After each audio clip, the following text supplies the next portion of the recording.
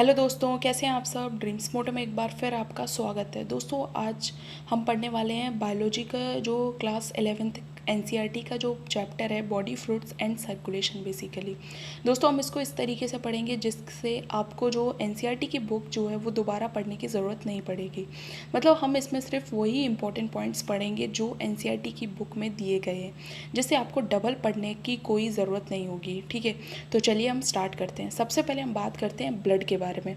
Blood जो है वो बेसिकली क्या है। ब्लड एक स्पेशल कनेक्टिव टिश्यू है बेसिकली, मतलब एक स्पेशल टाइप का कनेक्टिव टिश्यू है जिसमें बेसिकली तीन चीज़ें पाई जाती हैं, फॉर्म्ड मैट्रिक्स और फ्लूइड मैट्रिक्स, प्लाज्मा और फॉर्म्ड एलिमेंट्स बेसिकली। ठीक है, उसके बाद हम बात करते हैं कि जो प्लाज्मा है बेसिकली, मतलब जो इस तरीके से जो क्या दिया गया है कि ये क्या बेसिकली हम बात करते हैं प्लाज्मा के बारे में। ठीक है, सबसे पहले हम प्लाज्मा के बारे में बात करते हैं। प्लाज्मा जो है वो एक स्ट्रॉ कलर्ड का विस्कस फ्लूइड है बेसिकली। ठीक है, जिसमें लगभग जो प्लाज्मा है वो लगभग ब्लड का टोटल 55% कंट्रीब्यूशन देता है। उसके बाद हम बात करते हैं कि प्लाज्मा में जो वाटर है वो लगभग 90 से 92% तक पाया जाता है। ठीक है, उसके बाद हम बात करते हैं कि जो प्लाज्मा है उनमें प्रोटीन्स पाए जाते हैं, और प्रोटीन्स जो उनकी कॉन्स्टिट्यूएंट होती है वो लगभग 6 to 8% होती है। और इनमें जो प्रोटीन्स पाए जाते हैं वो कौन कौन से प्रोटीन्स पाए जाते हैं। 3 प्रोटीन्स पाए जाते हैं, फिब्रोनोजेंस, ग्लोबुलिन्स और एल्बुमिन्स बेसिकली। ठीक है,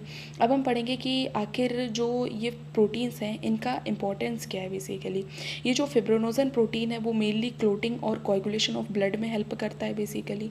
उसके बाद हम बात करते हैं ग्लोबुलिन प्रोटीन के बारे में। ये जो ग्लोबुलिन प्रोटीन है बेसिकली वो जो बॉडी की जो डिफेंस मैकेनिज्म है उसमें इन्वॉल्व होता है। ठीक है, उसके बाद हम बात करते हैं एल्बुमिन के बारे में। एल्बुमिन जो होता है वो मेनली हेल्प करता है ऑस्मोटिक बैलेंस जो होता है उसको बॉडी में मेंटेन करने के लिए। ठीक है, उसके बाद हम बात करते हैं कि जो ब्लड है, मतलब जो प्लाज्मा है उसमें बेसिकली मिनरल्स भी पाए जाते हैं। और कौन कौन से मिनरल्स पाए जाते हैं।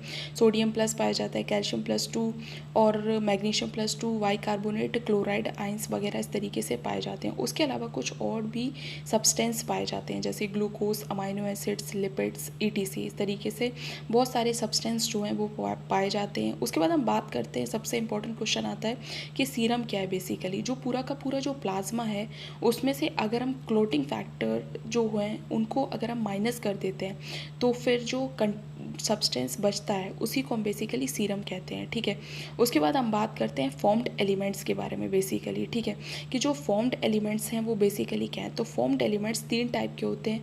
एक तो होता है इरिथ्रोसाइट्स, दूसरा होता है ल्यूकोसाइट्स और तीसरा होता है प्लेटिलेट्स बेसिकली। जो फॉर्म्ड एलिमेंट्स हैं वो ब्लड का लगभग 45% पार्ट है। ठीक है,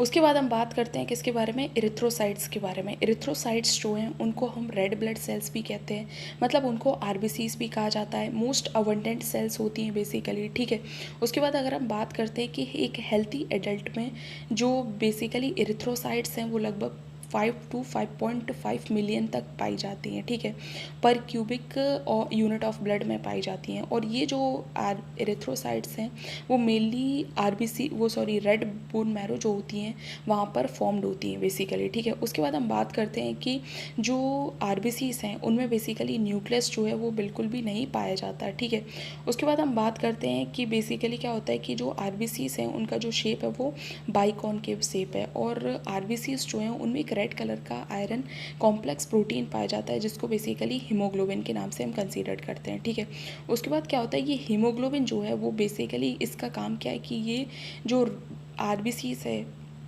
उनका जो कलर है रेड उसको बनाने में मदद करता है। फिर हम बात करते हैं हेल्थी इंडिविजुअल्स के बारे में। हेल्थी इंडिविजुअल जो होते हैं उनमें हीमोग्लोबिन का अमाउंट लगभग 12 से 16 ग्राम ऑफ हीमोग्लोबिन पर 100 ml ऑफ ब्लड पाया जाता है बेसिकली। ठीक है, उसके बाद हम बात करते हैं हीमोग्लोबिन जो है वो बहुत ही ज़्यादा इंपॉर्टेंट रोल प्ले करता है ट्रांसपोर्ट ऑफ रेस्पिरेटरी गैसेस में। ठीक है, उसके बाद हम बात करते हैं कि जो आरबीसीज हैं उनकी जो टोटल लाइफ स्पान है वो लगभग 120 दिन है। ठीक है, और जो 120 दिन के बाद क्या होता है कि जो स्प्लीन है बेसिकली, मतलब क्या होता है कि 120 दिन के बाद ये जो आरबीसीज हैं वो स्प्लीन में जाके क्या हो जाती हैं, डिस्ट्रॉयड हो जाती हैं। इसीलिए स्प्लीन को हम ग्रेवयार्ड ऑफ आरबीसी के नाम से कंसीडर करते हैं। ठीक है, उसके बाद हम बात करते हैं ल्यूकोसाइट्स के बारे में। ल्यूकोसाइट्स बेसिकली क्या है। ठीक है, तो ल्यूकोसाइट्स जो हैं उनको वाइट ब्लड सेल्स भी कहा जाता है बेसिकली, यानी डब्ल्यूबीसीज कहा जाता है। और दूसरा क्या है कि वो कलरलेस होती हैं, मतलब उनमें जो है वो हीमोग्लोबिन नहीं पाया जाता है। उसके अलावा क्या होता है कि वो न्यूक्लिएटेड होती है, मतलब उनमें न्यूक्लियस पाए जाते हैं और बहुत ही वैरायटी के न्यूक्लियस पाए जाते हैं। उनका जो टोटल कॉन्ट्रीब्यूशन होता है वो लगभग 6000 से 8000 mm³ ऑफ ब्लड होता है। ठीक है, ये एक यूनिट है ब्लड की। जब भी कोई सेल्स जो होती हैं वो हम इसी यूनिट के थ्रू मतलब नापते हैं। ठीक है, उसके बाद हम बात करते हैं इनकी जो लाइफ ड्यूरेशन होती है वो बहुत ही शॉर्ट लिव्ड होती है। और ये जो होते हैं वो मेनली 2 टाइप्स के ल्यूकोसाइट्स पाए जाते हैं। ठीक है, मतलब ल्यूकोसाइट्स जो हैं वो बेसिकली 2 टाइप्स के होते हैं। ठीक है,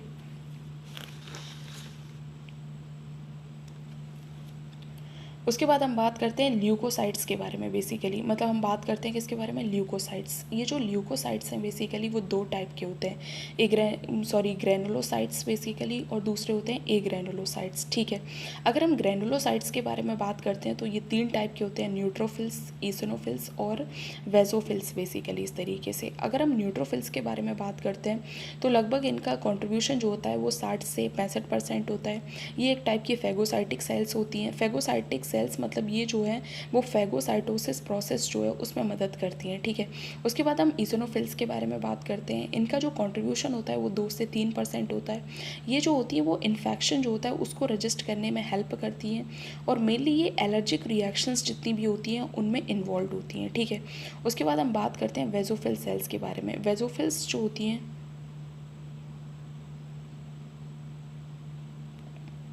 उसके बाद हम बात करते हैं वेजोफिल्स के बारे में। वेजोफिल्स जो होती हैं उनका जो कंट्रीब्यूशन होता है बेसिकली वो लगभग 0.5 से 1% होता है। ठीक है, और वो मेनली सीक्रेट करती हैं हिस्टामिन, सेरोटिन और हिपेरिन लाइक सब्सटेंस को बेसिकली। और इनका जो मेनली क्या होता है काम होता है वो ये होता है कि ये इन्फ्लामेटरी रिएक्शंस जो हैं उसमें मदद करती हैं। ठीक है, उसके बाद हम बात करते हैं एग्रैनुलोसाइट्स के बारे में। एग्रैनुलोसाइट्स जो होती हैं वो 2 टाइप की होती हैं, एक लिम्फोसाइट्स होती हैं और दूसरी होती है मोनोसाइट्स बेसिकली। ठीक है, अगर हम लिम्फोसाइट्स के बारे में बात करते हैं, लिम्फोसाइट्स का जो कंट्रीब्यूशन होता है वो 20 से 25% होता है टोटल डब्ल्यूबीसीज। उसके बाद जो लिम्फोसाइट्स होती हैं वो 2 टाइप की होती हैं, बी टाइप और टी टाइप बेसिकली। ठीक है, मतलब बी टाइप लिम्फोसाइट्स और टी टाइप लिम्फोसाइट्स। उसके बाद जो लिम्फोसाइट्स हैं वो mainly immune response of body में हेल्प करती हैं। ठीक है, उसके बाद हम बात करते हैं मोनोसाइट्स के बारे में। मोनोसाइट्स का जो कंट्रीब्यूशन होता है वो लगभग 6 से 8% होता है टोटल डब्ल्यूबीसीज का, और ये एक टाइप की फेगोसाइटिक सेल्स हैं बेसिकली। ठीक है, जो मेनली फेगोसाइटोसिस प्रोसेस होती है उसमें मदद करती हैं। ठीक है,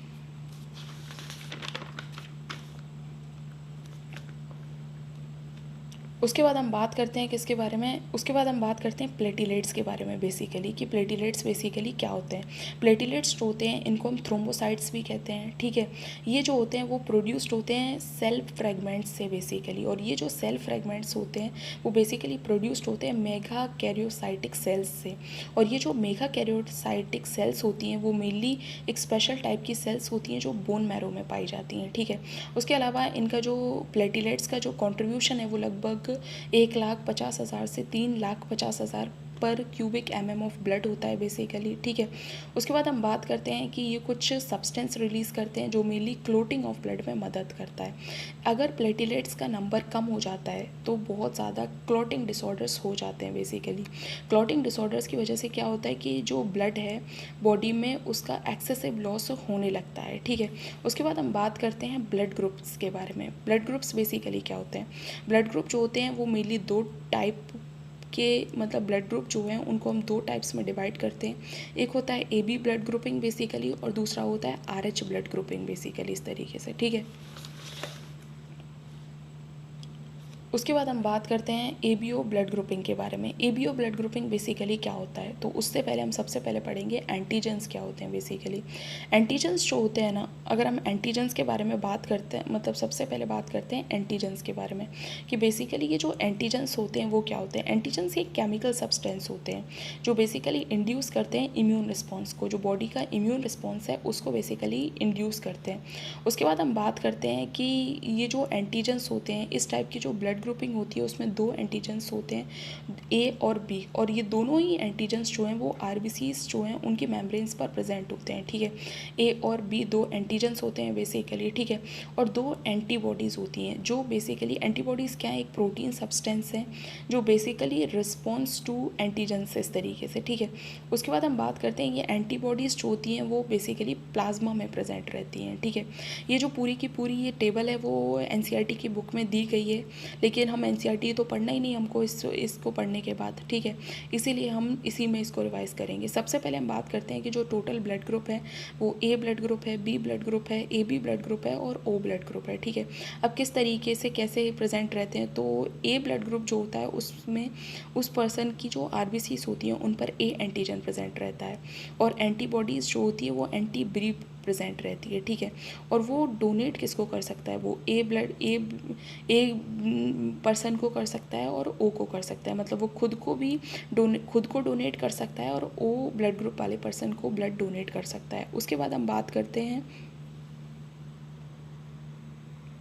उसी तरीके से हम बात करते हैं बी ब्लड ग्रुप वाले पर्सन के बारे में। बी ब्लड ग्रुप वाला जो पर्सन होगा उसकी एंटीजन्स जो होंगे ना, उसकी आरबीसीज पर बी एंटीजन प्रेजेंट होगा और उसकी बॉडी में जो एंटीबॉडी होंगी वो एंटी ए प्रेजेंट होगा, और वो बी और ओ ब्लड ग्रुप वाले पर्सनस को ब्लड डोनेट कर पाएगा, ठीक है।